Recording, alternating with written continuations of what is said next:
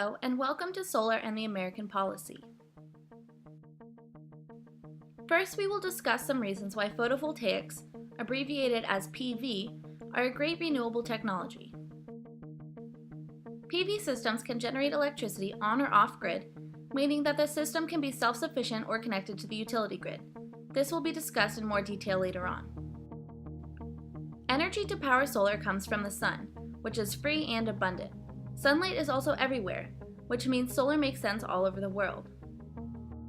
Solar panels themselves are very durable, meaning that they can withstand sometimes extreme weather and are generally warranted for 25 or more years.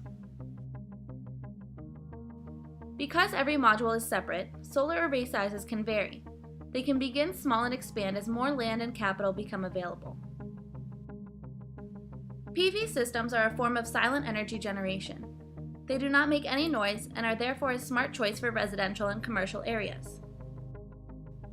Solar energy does not release any hydrocarbons or combustion emissions, making it a green energy source. Additionally, when properly taken care of, solar panels can be even more reliable than using conventional fossil fuels. So where did solar come from, and how did it develop into what it is today? Let's talk about a brief history of solar. In 1839, a French scientist named Edmond Becquerel revealed the photovoltaic effect while he was experimenting with electrolytic cells exposed to light. Then, in 1883, American inventor Charles Fritts created the first working solar cell. During the 1950s, scientists at Bell Laboratories began using silicon instead of selenium to make much more efficient solar cells. However, because they were still very expensive, most solar was used in exotic locations such as on space shuttles in orbit. As solar technology increases in effectiveness and decreases in price, it is becoming a real competitor in the energy market, both in the United States and worldwide. Now that we understand how solar was created, let's discuss the 4 ways that solar panels are able to provide electricity. First, there is grid direct. A grid direct system is connected and can sell to the utility grid. There is no battery storage, so when the utility grid fails or goes offline, the system shuts down. Grid direct is generally used in commercial scale solar projects. Second are grid tied PV systems. These have batteries to store electricity produced from the system. As the technology for battery storage improves, it will make more and more sense to have batteries to store additional energy. Third are grid connected systems. These are a combination of grid direct and grid tied. They connect directly to the utility grid but also have battery backup.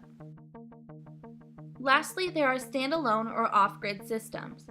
These systems are generally used in rural areas where utility grid connection usually isn't available. They connect and feed directly to the building using the power.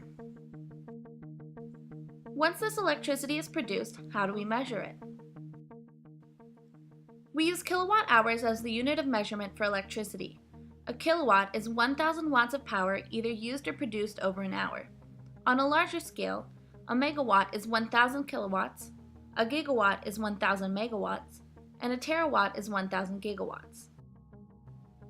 Net metering refers to the method for recording the amount of electricity produced and the amount sold to and bought from the utility grid.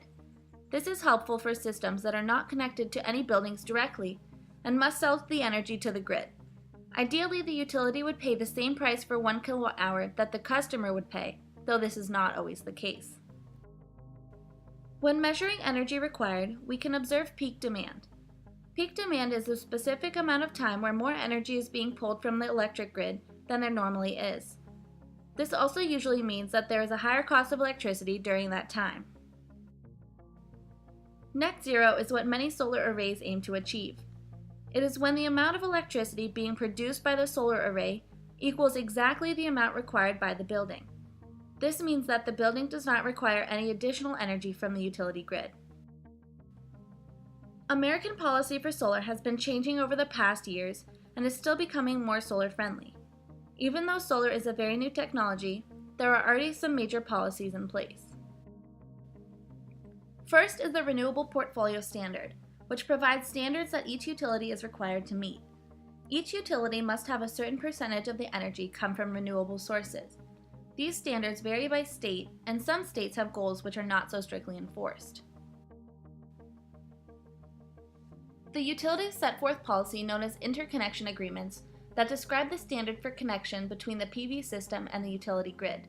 These agreements vary by utility company and state, and vary between simple and inexpensive to complex and very expensive. The Public Utility Regulatory Policies Act, or PURPA, is a law that requires utilities to purchase energy from non-utility generators, such as various solar systems. However, there is no requirement for price, which means sometimes the utility does not have to pay full retail price for the energy. Additionally, tiered rates are a way for the utility to charge more or less depending on various parameters, such as time of year, time of day, or energy consumption. As thresholds are reached, for example during peak demand, the kilowatt per hour price increases. While American policies for solar are somewhat limiting, American incentives provide value for PV systems.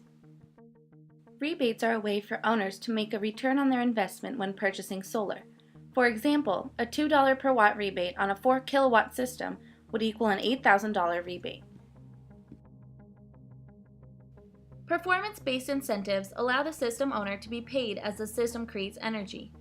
This is useful so that the owner is paid what the system actually generates and not what the system is estimated to generate. It is generally paid per kilowatt hour over a predetermined number of years. Renewable energy certificates provide an opportunity for companies to claim renewable energy without actually producing it. This is generally done to meet policy mandates, such as the Renewable Portfolio Standard, or for marketing purposes. Feed-in tariffs, mainly used in Germany, pay the energy producer for every kilowatt hour produced, at a fixed rate. This allows the producer to use electricity from solar to get paid for excess electricity that is sold back to the grid. And for more information about solar, please visit us online at clean-footprint.com or follow us on Facebook, Twitter, LinkedIn, YouTube, or Google+. Thank you for watching.